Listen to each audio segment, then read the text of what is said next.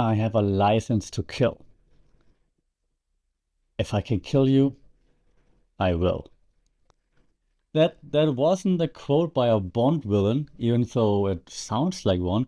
That was Anthony Joshua, a man who casually sounds, and I hope he doesn't see this, like a corporate HR handbook. And now he's threatening actual murder. And who is the threat against? A former Disney Channel star. Welcome to December 19th, 2025, Judgment Day.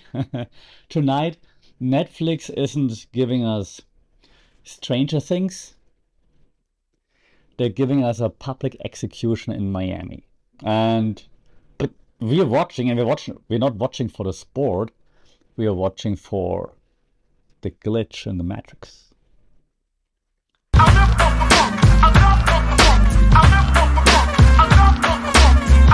Sawadee Cup and welcome to another episode here for the Funky Pod, Mindful Media and Communication. And of course, we couldn't escape the Jake Paul Anthony Joshua fight here on the pod either. So if you can't beat them, can't hide from them, at least tear them down, talk about them. And you know that I always try to connect anything I do here on the pod with media and communication theories. And the first one I brought today is one that we also discussed on the last podcast episode already, when we talked about P. Diddy and 50 Cent. It's the theory that was coined by Sean Baudrillard. It's called hyperreality, right? So what is real, what's not? So if you just look at the stats, right, and I wrote it down. AJ is 6'6", 2 times heavyweight champion of the world, Olympic gold medalist, versus Jake Paul, a YouTuber who beat up a senior citizen last year. On paper, shout out Brendan Sharp, on paper, no, Anthony Smith, sorry, Sharp, all the same. This is illegal. On paper, this is illegal. And that's when now Sean Baudrillard's hyper-reality comes in, okay? So the theory is called hyper-reality or simulacra. That's how we call it. Hyper-reality is what came out of it and what stuck with most of us. The concept is that the image of the thing that we are watching, that we're talking about, is more real than the thing itself. So we're all talking about the AJ Jake Paul fight, not knowing is it real or is it just as real as John Cena's retirement fight match, for example. Yeah, we're not sure, but we talk about it like it's a real thing, like it's like super hyped, super crazy, oh my god, we have to see it.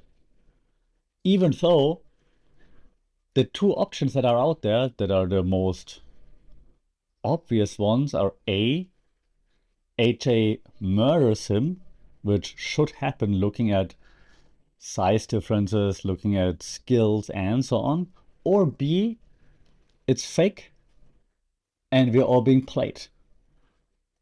Nevertheless, because we're not sure, we're like, there is some intrigue there. I want to see what's actually happening. And then if it's a fake fight, who knows? Then they're inviting like actual combat sports people, right? Eddie Hearn is the promoter or is co-promoter with MVP. Ariel Helwani is doing the press conference and stuff. So they're blurring the lines between, is it entertainment? Is it real fighting? We're not sure.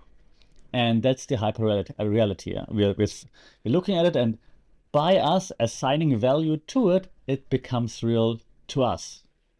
So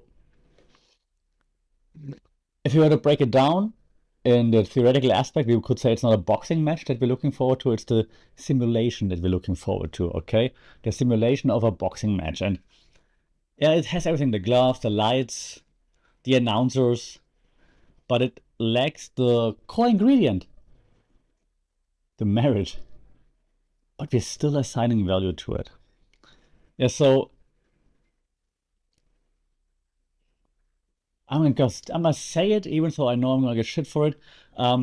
Jake is LARPing right now, right? Live action role playing. So millennials know what it means. So he's LARPing as a boxer, and we are watching to see, does the simulation hold up, or will reality eventually hit and break through in a form of AJ's right hand? That's what it's all about. And so that's, is the simulation holding up, or is it finally going to break? So that's the first theory I brought today. The second theory is one that's also extremely obvious: attention economy. And in this relation, attention economy, and we can also talk a little bit about the death of the pay-per-view, because we also see this, thank you Netflix, happening. Yeah, why is such an event on Netflix? Why is there no boxing pay-per-viewers in the old times? It goes hand in hand with the UFC leaving ESPN, no more pay-per-views, and so on, right? So the theory I brought you here is called attention economy. Okay, so attention economy is suggesting that attention is a very scarce source and that we're all competing for it. And money follows the eyes, not the quality of the content. So wherever the most eyes go, the money will go too. So if now Netflix gets the most eyes on their product, the money will also go to Netflix, not to pay-per-views anymore. Okay? That's why HBO Boxing died. That's why, okay, the others didn't die just yet, but not looking that great, right? Why again? Because HBO Boxing sold tickets, pay-per-views. Netflix Boxing lives because it's on the Netflix platform. And what does it do? It sells retention. It makes us stay on the platform. And if we stay on the platform, eyes on the platform, money follows those eyes onto the platform. So Jake kind of hacked, and I'm not even mad at it, but he kind of hacked the economy. He realized that hate watching is actually also building retention. Yeah, hate watching or fan watching doesn't matter. We're watching. Okay? So Netflix doesn't need you to buy the fight to support a fighter. They need you to not cancel your subscription and stay on the platform. So the whole event is a retention tool and not a sporting event. And the last thing, let me see. Oh, maybe I'll give you two more. As always, I have a whole litany of theories, but I don't want to go too much into professor mode. Maybe I'll give you one or two more. The one I really want to talk about is one we mentioned before as well, called parasocial relationships. And in this regard, I would also say parasocial relationships and the right to violence. And let me explain, okay? The question is, why do millions of people, millions and millions of people, desperately want to see Jake Paul getting knocked out? There must be a reason for it. Why do we long for Jake Paul getting knocked out? And the theory here is called parasocial interaction. Okay, so parasocial basically means we form one-sided emotional relationships, usually to celebrities, influencers, and so on. We know everything about them, they know nothing about us. Okay, that's a parasocial relationship. So this could be love, this could be hate. You see where this is going, right? Right. So you feel like you know Jake Paul. You've seen him so many times. You've seen him knock out if you're into fighting, all your former favorite MMA fighters. You've seen him struck, you've seen him be an ass, allegedly. You've seen all those things, right? So you feel emotionally entitled to his downfall. You're like, I've seen his rise, now I'm here to see his downfall too, because you watch that whole narrative arc of his. Yeah, from Disney Channel to whatever this is right now. So you're not a neutral sports observer that sits there and is like, I'm a boxing connoisseur. I wonder if whoever you used to watch back in the day, I wonder if Floyd Mayweather does this. I wonder if Henry Musket does that. Yeah, you're not. You're a scorned friend and you want catharsis. You don't even want a great boxing match. You want catharsis. You want Jake getting knocked the F out, right? And you want to see that simulation algorithm getting punched in the face so that we're finally done with it. That's what you want. Maybe me too. Who knows? Okay, I'll bring you one more because it's so much fun to talk about this. So, because the last one is fascinating. It's an older one. I talked about this before as well. One of my favorite theories as well to talk about. It's the culture industry theories. It was coined by Theodor Adorno, like an old German like researcher in the space, pop culture industry and so on. Worked for the Frankfurt School and then during the war became the Glasgow School. Um, so yeah, so Adorno and Horkheimer were like doing lots of stuff together. And Adorno says, well, before I tell you what he says, it fits into the theme of everybody thinking, well, it's scripted, probably better scripted than John Cena's retirement match. Yes, I keep hating on that. So Adorno talks about the culture industry. Okay, so the idea is that mass media turns art, which anything you might watch, consume, could be, right, on TV, music, whatever. So it turns art into a standardized kind of like factory product to, he said, to pacify the masses. So they don't want you to think about stuff. They want you to consume, consume, consume, consume. Be cool with it. Consume the next thing. Consume the next thing. Don't look at it. Don't think about it. Okay? So that he talked about, in particular, about pop music. That was like his big thing, but that applies here as well, right? So and Netflix does just that. They want you just to keep consuming on the platform, right? Do you want to watch this next, everything personalized. You don't have to choose anything. Don't think, we choose for you. Netflix does it all, and so for Netflix, this this is not a sports event. For Netflix, this is this is Love is Blind. This is just another reality show that they can cash in on. So a 30-second knockout would be terrible for Netflix. And now you can make your own assumptions. Yeah, why? Because it's bad. It's bad for ad slots. It's bad for retention because then we just switch off very fast. So Netflix doesn't want a quick knockout. Unless, I mean, of course, they could also monetize those highlight clips and so on, sure. But I mean, they want us to stay on the platform.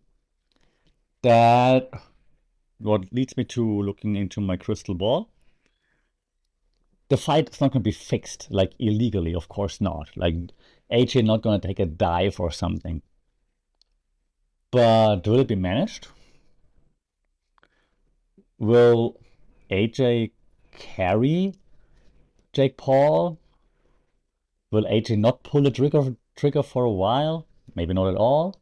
To make sure that we get at least 15 minutes, 25, 30 minutes, so that everybody's happy at Netflix. Wouldn't be surprised, to be honest. And again, is it real? Is it not real? Yes. If AJ carries Jake, makes it look like a fight, is it real? Is it not real? Huh. You decide. This leads me to. This leads me to. Yeah, this leads me to the conclusion.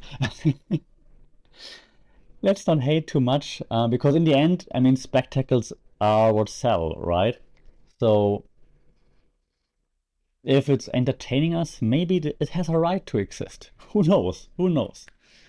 But my takeaway for you right now is this. Okay, after almost 15 minutes of talking about that. Tonight, the line between merit, sport, and attention, content, dissolves completely. Right? There's not even blurred, the line's gone. So if AJ knocks him out, enjoy the meme, right? If Jake wins,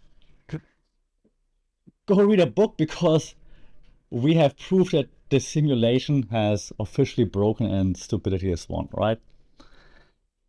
Just imagine if it actually happens. Oh, God. Well, and in this regard, I'll leave you with this. Now, there's only one thing left to do. Go to Polymarket and bet on whatever stupid prop bet there is, because The devil obviously also has its hands on there, and you know what I mean, and who I mean when I say the devil. Until then, stay safe, take care, keep your guard up, literally, figuratively. Let me know what you think about it. Fight that whole stage thing. Are you looking forward to it? Are you gonna ignore it? What do you hope for? Did you place any bets on it? Um, what do you think about the $500,000 chain that AJ got from Polymarket? That's totally not suspicious at all. Shout out in the comments either on socials on at FunkedPod or right where you listen to the podcast on Spotify. Leave a review, it would be fantastic. Share with your friends. Stay stay safe. Stay I don't know what I wanted to say. Mindful. I'm not angry. You are. Until then, we talk next time. With